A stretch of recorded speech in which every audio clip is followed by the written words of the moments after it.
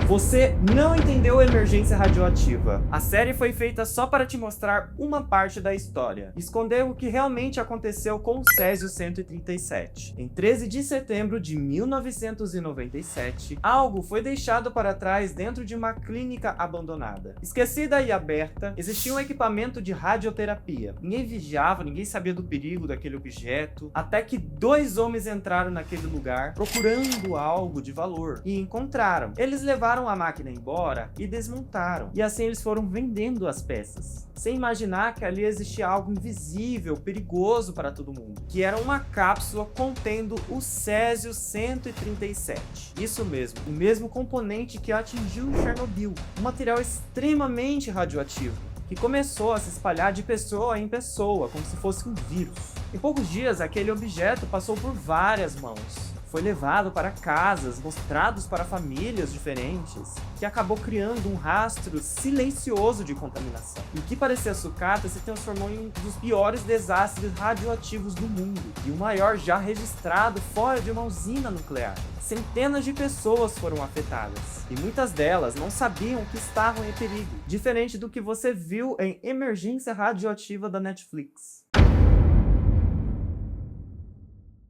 O que é o Césio 137? Dentro daquela máquina que eles encontraram lá na cidade, existia uma cápsula, né, como eu tinha dito aqui no começo do vídeo, e dentro dessa cápsula tinha um tipo de sal, não o sal que a gente usa na cozinha, mas um tipo de sal diferente. Ele vinha com material radioativo contendo o Césio 137, e é aí que a coisa fica mais séria. Essa cápsula não ficava solta, ela era protegida por vários tipos de camadas diferentes dentro dessa cápsula. Primeiro, era uma caixa feita de aço e chumbo, justamente para que a radiação não se espalhasse para fora daquele componente. E essa caixa tinha até uma espécie de janela feita de um material chamado irídio. Aqui do lado, o que é um irídio? E essa abertura existia para que a radiação saísse de uma forma mais controlada. E por que essa máquina era usada para radioterapia? Essa máquina era usada para radioterapia para tratar doenças como o câncer. Essa peça direcionava esse césio, essa radiação, controlada por uma peça chamada colimador, que era basicamente controlada por um feixe de radiação invisível e ia com mais intensidade. Ou seja, aquilo tudo era extremamente controlado. Mas aí vem o principal problema. Quando aquela cápsula foi retirada, foi aberta, sem proteção, sem controle, ninguém sabendo o que estava fazendo ali, toda aquela radiação que estava ali dentro daquela cápsula, pessoal, ficou livre. E para você ter noção do nível disso, a quantidade de material ali era pequena, mais ou menos ali uns 100 gramas. Mas mesmo assim, a radiação era absurda. É forte o suficiente para contaminar diversas pessoas. Então sim, era só um pozinho, mas é um dos mais perigosos do mundo. Roberto dos Santos Alves e Wagner Mota Pereira entraram naquele lugar sem saber o que encontrariam ali. Eles só estavam procurando algo que desse dinheiro. E no meio das ruínas, dos entulhos, eles encontraram esse objeto que era usado para fazer radioterapia. Então, no dia 13 de setembro de 1987, eles decidiram levar esse equipamento para poder desmontar e vender as peças. Eles começaram a desmontar a máquina e viram que algo a mais estava acontecendo ali. Os dois começaram a passar muito mal, náusea, tontura, fraqueza, vômito, dor de barriga, mas o que eles pensavam é algo comum, virose, comida estragada, um mal-estar, alguma coisa assim. Eles não faziam ideia que estavam sendo contaminados com aquela radiação. 5 dias depois, esse equipamento foi levado para um ferro velho. E é aí que a história fica ainda mais pesada. O dono do ferro velho se chamava Devair Ferreira. Quando ele recebeu aquela peça, ele viu o valor que tinha naquele chumbo ali dentro daquela cápsula. Foi aí que ele decidiu abrir aquela cápsula, sem nenhuma proteção qualquer para manusear aquele objeto. Ele rompeu a cápsula e liberou mais de 19 gramas de cloreto de césio. Não sei o perigo que esse cara estava fazendo. Era um material que parecia sal, meio fluorescente, azulado, como tá aqui na imagem, que saiu dentro daquela cápsula, dentro daquela coisa. E esse material ele também brilhava no escuro. Um azul intenso, hipnotizante, um brilho bonito até. E ao invés de medo, causou fascínio. Devair ficou encantado e ele mostrou para a esposa Maria Gabriela Ferreira, mostrou para amigos e para pessoas que apareciam no ferro velho. E mais do que isso, ele começou a distribuir aquele material, como se fosse algo especial, um brinde. O irmão dele, Ivo Ferreira, levou um pouco para casa, que acabou entregando para sua filha. Leide das Neves Ferreira, uma criança. Ela tocou naquele pó e brincou com aquilo. E sem saber, ela acabou misturando aquele material junto com a comida e acabou ingerindo. Um detalhe que torna isso ainda muito mais perigoso. Esse sal radioativo absorvia a umidade do ar. Olha só a circunstância que esse material pode fazer. Ou seja, ele grudava na pele, nos poros assim da nossa pele. E até na roupa, ele grudava na roupa, nos tecidos, tudo, contaminava tudo. E se espalhava com uma facilidade absurda. E entre os dias 19 e 26 de setembro, várias pessoas passaram pelo ferro velho e tiveram contato com aquilo, e sem a menor ideia do risco que elas estavam sendo expostas à radiação. E as consequências começaram a acontecer. No dia 23 de outubro, Leide das Neves Ferreira e Maria Gabriela Ferreira morreram. Devair ainda tentou o tratamento e foi levado até o Hospital Naval Marcílio Dias, mas anos depois também não resistiu. E tudo isso começou com uma decisão simples: abrir algo sem saber o que tinha dentro. E é aqui que a história começa ainda a ficar mais assustadora, porque a radiação, ela não mata na hora, ela age devagar, poucas horas depois de entrar em contato com aquele pó.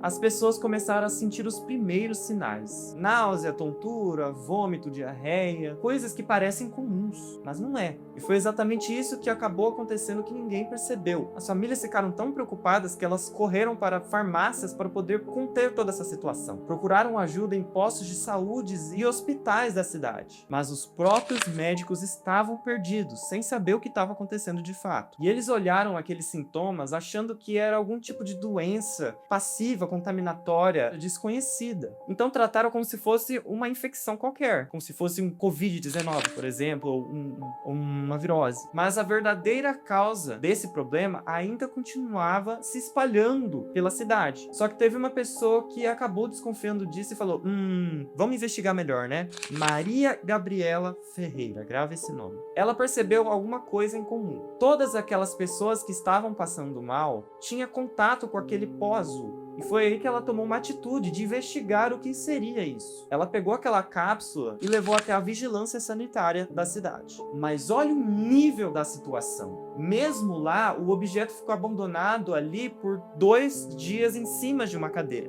como vocês puderam ver na série da emergência radioativa, sem ninguém entender o que era aquilo. Até que finalmente alguém percebeu. O físico Walter Mendes Ferreira, usando um detector de radiação, ele mediu níveis altíssimos de radiação. E foi ali que, naquele momento, que caiu a ficha que não era uma doença, era um acidente radiológico. Mas mesmo com essa descoberta, o caos aumentava pela cidade. O governo da época estava tentando esconder o que estava acontecendo. Diziam só que era um vazamento de gás. Enquanto isso, pessoas desesperadas eram levadas para o estádio da cidade, como se fosse uma triagem de um hospital, tentando descobrir quem que estava contaminado. E aí agora vem a parte mais pesada, porque a radiação começaram a se espalhar no corpo das vítimas e a destruir, corroer a pele das vítimas. A mais conhecida delas foi a Leide das Neves Ferreira, que era a menininha. Ela tinha apenas 6 anos, o corpo dela começou a inchar, ela perdeu o cabelo e os órgãos começaram a falhar, até que no dia 23 de outubro, ela veio a falecer. E nem depois da morte, o medo acabou. Mais de 2.000 pessoas tentaram interromper o enterro da garota, com medo que o corpo contaminasse o local ainda mais. Ela precisou ser enterrada em um caixão de chumbo, lacrado e levado por um guindaste. E ela não foi a única. Maria Gabriela Ferreira também veio a falecer. Ela veio a falecer com hemorragias internas poucos dias depois. Outras pessoas que também tiveram contato com aquela radiação também não resistiram. E mesmo quem sobreviveu nunca mais foi o mesmo. Teve gente que desenvolveu câncer, teve problema com órgãos e principalmente traumas psicológicos. E além disso tudo veio o preconceito. A cidade ficou marcada e casas perderam o valor. Pessoas eram evitadas, tratadas como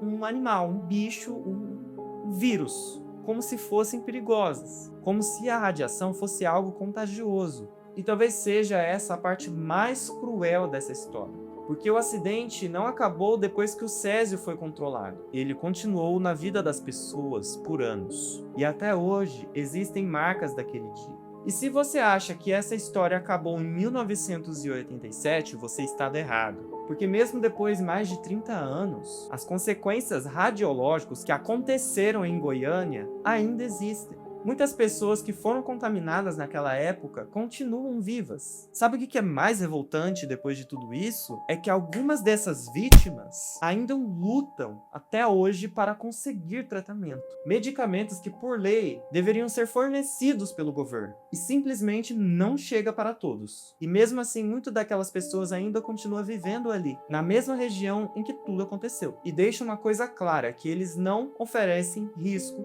nenhum até hoje. A radiação não está nelas, mas o peso ainda continua. E tem histórias que parecem inacreditáveis, como uma casa em que um material radioativo foi jogado no vaso sanitário. O lugar ficou conhecido como a Casa da Fossa. Imagina o nível do desespero. Ninguém sabia o que fazer. Enquanto isso, a cidade lutava com outro problema gigante: o lixo radioativo. Tudo aquilo que foi contaminado. Roupas, terras, móveis, eletrodomésticos que foram contaminados virou um tipo de lixo atômico. No total, foram mais de 13 toneladas de lixo radioativo para tudo isso ficar isolado, guardado em containers que ficaram lacrados durante anos e armazenado em um lugar específico, porque esse material ainda vai ficar perigoso por mais de 180 anos. Ou seja, nem essa história acabou ainda. Ainda existe radiação naquele lugar. Mas com o tempo, a cidade também tentou se reconstruir. A região que antes era vista como medo foi sendo revitalizada. Casas reformadas, o comércio voltando, turistas vindo para a cidade para conhecer a história. Ou seja, a vida voltando ao normal. Hoje, muita gente ainda passa por lá, sem nem imaginar o que aconteceu naquele lugar. Eu acho bem difícil, mas pode ser que tenha gente que não conhece. E talvez seja essa a parte mais estranha da história. Porque por fora parece que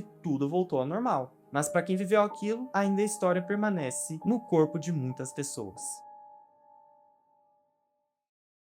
Depois de tudo isso, agora vem a parte principal do vídeo. Até que ponto emergência radioativa mostra o que aconteceu de fato? O que ela mostra? O que é verdade? O que é real? O que aconteceu? O que não aconteceu? A resposta é, ela acerta, mas nem tudo. Tem detalhes, poucos detalhes, que a série não mostrou. A série faz um bom trabalho em recriar o clima de tensão. O abandono do hospital, a descoberta do material, o brilho azulado do Césio-137, e isso tudo realmente aconteceu. E sim, aquilo era tão hipnotizante quanto parece. Mas tem um detalhe muito importante. Na série, tudo parece mais rápido, mais organizado, quase como as pessoas fossem entendendo o que estava acontecendo ali naquele momento. Na vida real, foi tudo mais confuso. Ninguém sabia de nada. Até os médicos estavam perdidos com aquela situação. E o diagnóstico demorou mais do que deveria. Outra diferença era o nível emocional. A série mostra o impacto, mas na vida real foi muito mais pesado. Principalmente quando a gente fala de vítimas, como a Lady das Neves Ferreira. Na série você entende a história, e na vida real as pessoas viveram aquilo, o sofrimento, o medo, o preconceito. Isso não dá para reproduzir totalmente em tela, e talvez a maior diferença de todas é que a série tem um fim, mas na realidade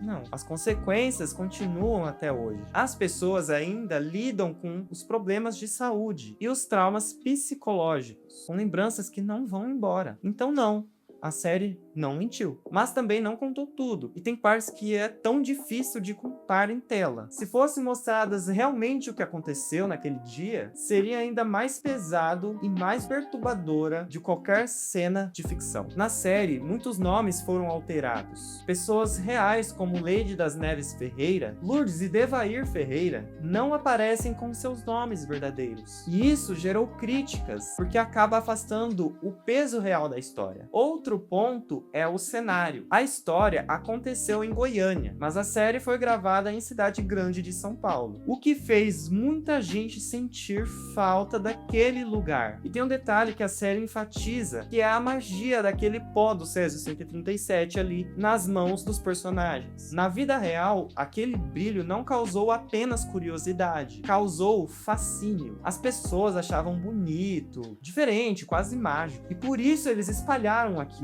Mostraram para amigos, compartilharam aquele material, como se fosse algo especial, um pó mágico, um presente. Mas o sofrimento continuou por anos. pessoas lutando por indenização, problemas de saúde parecendo com o tempo, como câncer, né, como eu disse pra vocês, perda de órgãos, falência de órgãos, os traumas psicológicos, e isso não acaba quando a história termina. E tem algo que quase ninguém fala. O que aconteceu depois que o perigo foi descoberto, áreas internas foram evacuadas. Pessoas tiveram que sair das suas casas imediatamente. Não isso que mostra a história. Na história, o pesquisador lá, o rapaz que estava com eu acho que cintilômetro para medir a radiação, ele pede com educação para as pessoas se retirarem da sua casa. Principalmente na casa da Lady, na casa do Devair, na oficina. Ele pede com educação. Mas não foi bem isso que aconteceu. Eles eram retirados de suas casas na força mesmo. Vocês têm que sair, vocês vão sair daí. E depois disso, muitas dessas casas foram demolidas. E milhares de pessoas foram levadas para o estádio olímpico, onde passaram por uma espécie de triagem, que tinham altos níveis de radiação. Era isolado, e esse isolamento não durava dias, duravam meses. Famílias inteiras ficaram desconfinadas, sem contato com o mundo, sob vigilância médica constante, como o caso de Lourdes, que ficou cerca de 3 meses internada. Mas na série isso parece muito mais rápido, e tem algo muito mais pesado. Essas pessoas não perderam só a saúde, elas perderam tudo. Roupas, móveis, documentos, fotos, tudo foi confiscado e descartado, e tratado como lixo radioativo. Imagina isso, você sair da sua casa sabendo que tem algo dentro dela que pode te matar e nunca mais poder voltar. E nem recuperar nada da sua vida. E como se não bastasse, veio o preconceito. Pessoas sendo evitadas e hostilizadas. Essa cena é mostrada também na série, se eu não me engano. Acho que a mãe da Lady vai até na casa de sua amiga e ela acaba recusando dela pousar na casa dela, com medo de que a mãe esteja contaminada também com a radiação. E como se a radiação fosse contagiosa. E talvez seja essa a realidade da série com a vida real. Mas a série consegue contar a história. Mas a realidade foi ainda mais caótica, mais longa, ainda mais cruel. Porque enquanto a série termina em alguns episódios, quem viveu aquilo teve que lidar com isso a vida inteira até hoje. E talvez a parte mais assustadora dessa história não seja a radiação e nem aquele lindo brilho azul, mas o fato de que isso poderia ter sido evitado. O acidente radiológico que aconteceu em Goiânia não foi uma explosão, não foi como foi feito em Chernobyl. Começou com um descuido, um abandono, uma falta de responsabilidade do governo de Goiânia naquela época, e com pessoas que não sabiam o que estavam lidando. E talvez seja por isso que a história incomoda tanto, porque ela não parece distante, não parece impossível, parece real demais. A série Emergência Radioativa ajuda a entender o que realmente aconteceu, porque isso não foi só um evento histórico, foram pessoas, famílias, vidas interrompidas, histórias que ainda continuam até hoje. E talvez o mais importante de tudo isso não é só lembrar do que aconteceu, mas entender o porquê que aconteceu, para que algo assim nunca mais se repita. Porque no fim o perigo não foi só o Césio, foi o erro humano, e esse ainda existe. E agora eu quero saber de você. Você já conhecia essa história? Ou a série Emergência Radioativa mudou a forma como você vê tudo isso? Comente aqui embaixo o que mais te chocou com essa história, porque eu vou estar lendo tudo. E se você curte esse tipo de vídeo, já vai logo deixando o seu like, se inscreva no canal e ativa o sininho de notificação para não perder nenhum vídeo. E me siga nas redes sociais para ficar ligadinho aos bastidores. E rumo a 10 mil inscritos, pessoal! E se esse vídeo te fez pensar diferente, manda esse vídeo para alguém, compartilhe, porque essa é uma das histórias que ninguém deveria esquecer. Porque o maior perigo não é o que a gente vê, é aquilo que a gente ignora. Então foi isso, pessoal. Espero que vocês tenham gostado. Falou e fui!